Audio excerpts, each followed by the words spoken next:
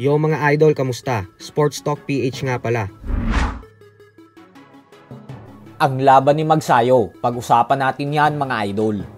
Ngunit bago ang lahat ay huwag kakalimutang mag-subscribe at i-click ang notification bell button for more sports talk.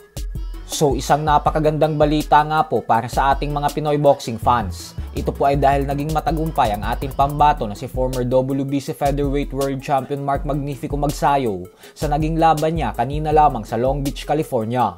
Nagmistula nga pong isang malaking mismatch ang bakbakan na ito. Gawa ng masyado talagang malakas si Magsayo para sa Ecuadorian fighter na si Brian Mercado.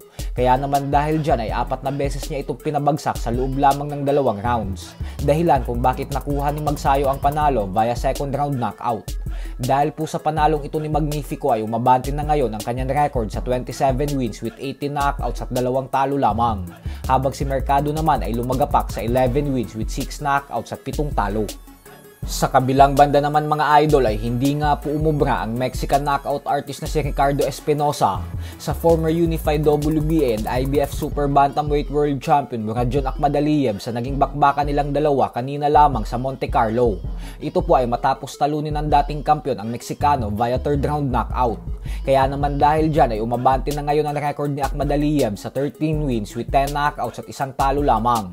Habang si Espinosa naman ay lumagapak sa 30 wins with 25 knockouts at 5 talo.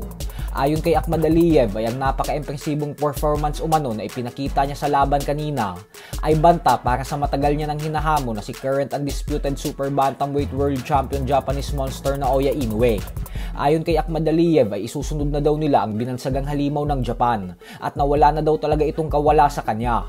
Hanggang ngayon po kasi ay kumbinsido pa din ang kampo ni Akhmadaliev na natatakot sa kanya si Inoue matapos nitong mas piliin na labanan si Sam Goodman kahit na mahigit 1 taon na din umano siyang mandatory challenger ni Inoue. Subalit ang depensa naman nga po ng promoter ni Inoue sa Top Rank Promotions na si Bob Arum na ang dahilan umano kung bakit mas pinili nilang harapin si Sam Goodman kaysa kay Akhmadaliev ay dahil wala naman daw kasing pangalan si Akhmadaliev sa bansang Japan. Hindi umano katulad kay Goodman na kilala na sa bansa nila. Sa madaling salita ay wala daw pera kay Akhmadaliev. Pero ganun pa man nga po ay sinabi naman ng promoter ni Akhmadaliev na si Eddie Hearn na bagamat nire-respeto nila ang pagiging pound for pound best fighter ni Inoue ay hindi pa daw nito natitikman ang tunay na lakas ng kanyang alaga. Habang si Akhmadaliev naman ay sinabing kahit si Inoue ang may hawak ng lahat ng titulo sa 122 pound super bantamweight division ay naniniwala pa din umano siya na siya ang number 1 best fighter sa nasabing division at hindi si Inoue. So hanggang dito na lang po muna tayo mga idol. Sports Talk PH, kakaiba ang laban ng mga Pinoy. Lakas at dedikasyon, ang aros natin noon. Kamaong nagbabaga, ang sayo ay babaon. Mga Pinoy